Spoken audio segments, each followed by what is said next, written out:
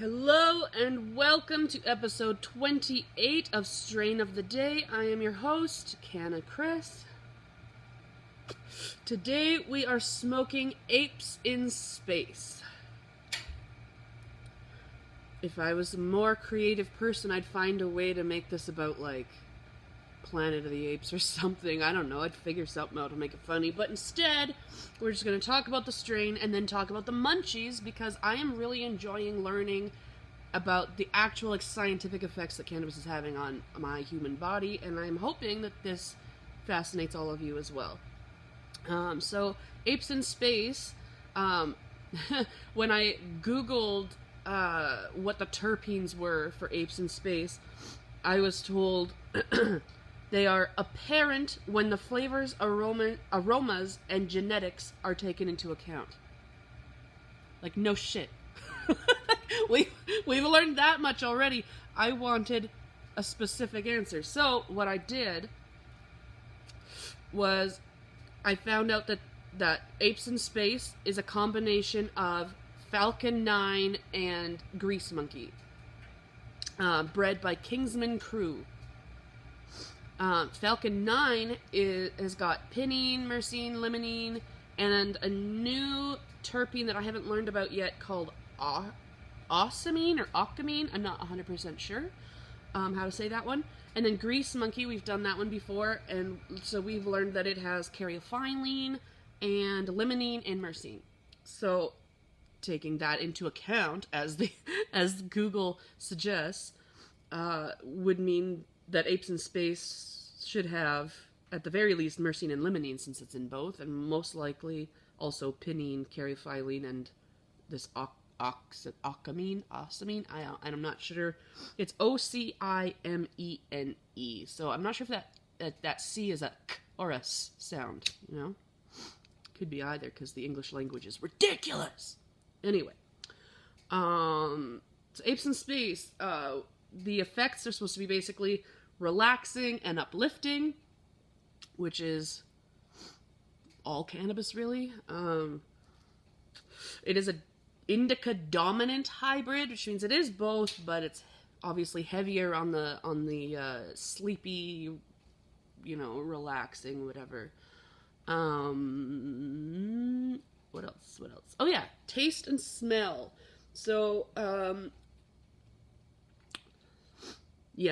So what they said is very accurate according to what I'm tasting. Sorry, I just like to take a minute and see if I agree or disagree.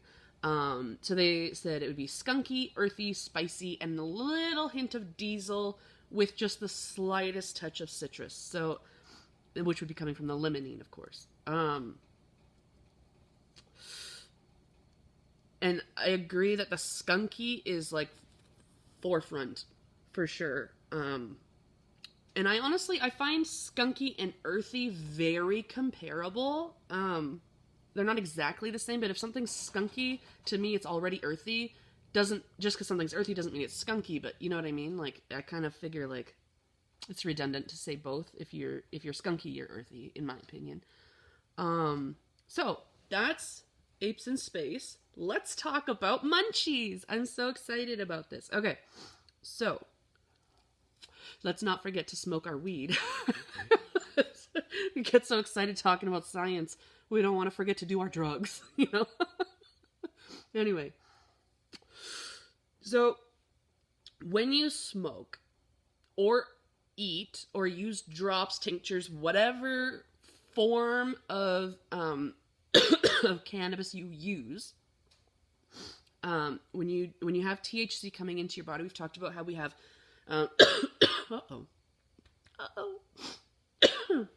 we talked about how we have cannareceptors in our whole body. Particularly, I had known before I started all this that we had them in our brain and our gut, but I've learned through this process that they're literally everywhere, including the eyes. We learned in the last episode is why we get bloodshot eyes.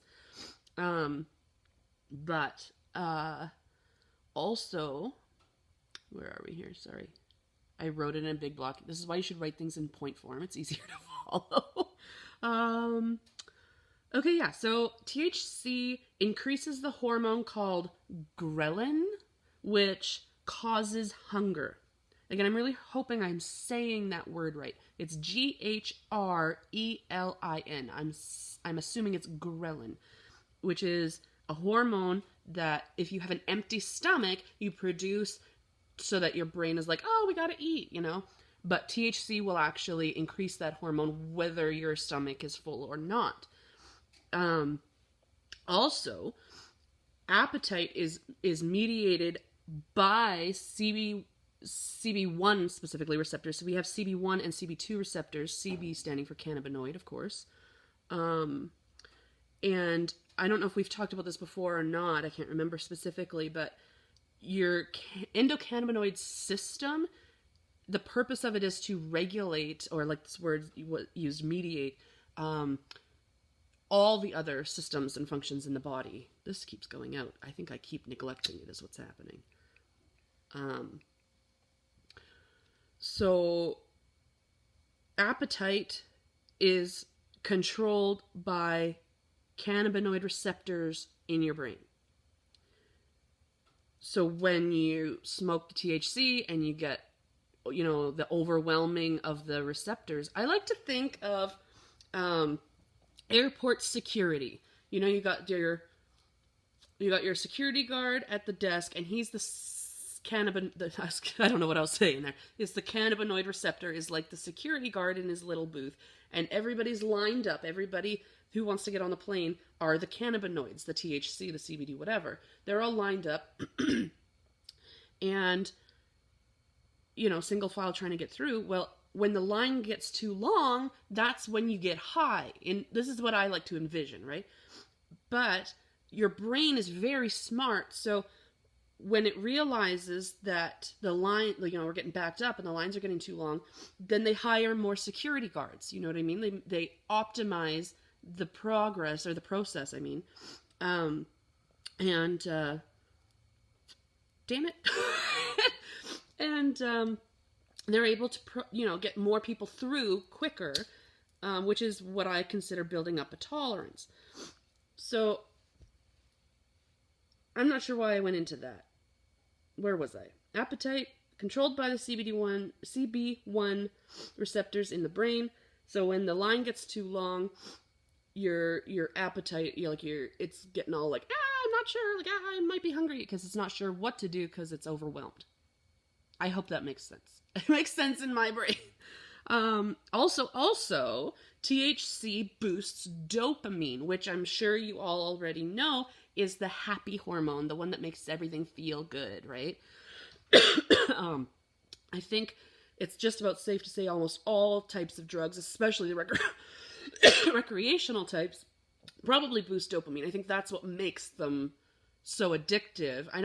I don't consider cannabis to be addictive. That's like saying that a diabetic is addicted to insulin, in my opinion. It's not the right word for this.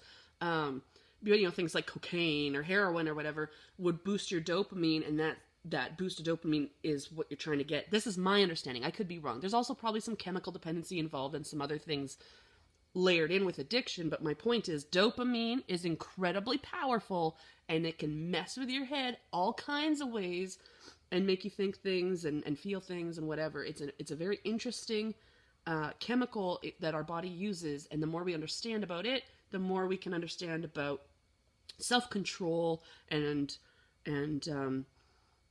things like this. My point is, when your dopamine is raised, you're going to find pleasure in everything, and that includes eating. So if your dopamine is raised and your brain is telling you you're hungry, and your hormones are going, hey, stomach's empty, and you go and you take a bite of that, whatever, potato chip, donut, whatever, I don't care, steak, whatever, you're just going to enjoy it so much more when you're high because of that dopamine.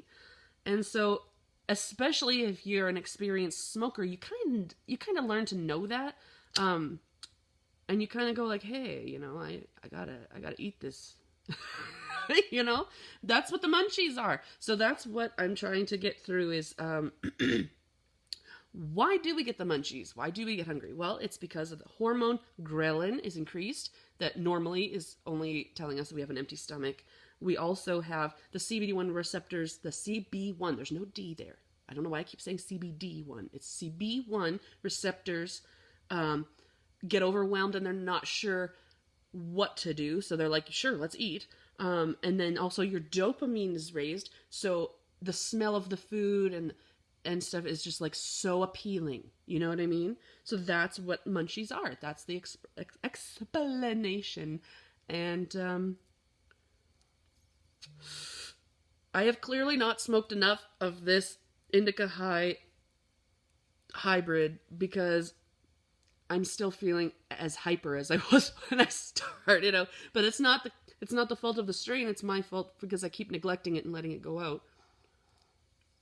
So I'm so excited about what I'm talking about. So also, here's a flower, an Apes in Space bud. I love how much it looks like a tree and like this little spot right here. Like, it's just so freaking cute. I just think this one is probably the cutest bud that I have that I've come across yet. Which is a fun challenge. Let's see if we can find one even better, hopefully in the future.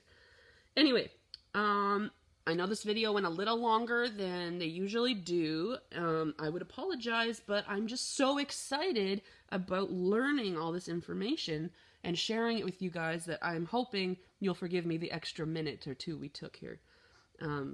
Anyway, let me know, do you guys have a favorite munchie that you go for every time? Like, for example, myself, nothing is better than cereal and ice cream in the same bowl, like all stirred together. I don't know why, but that is my absolute, if I'm high and I've got the munchies, that is the first thing I think of. Do I have ice cream?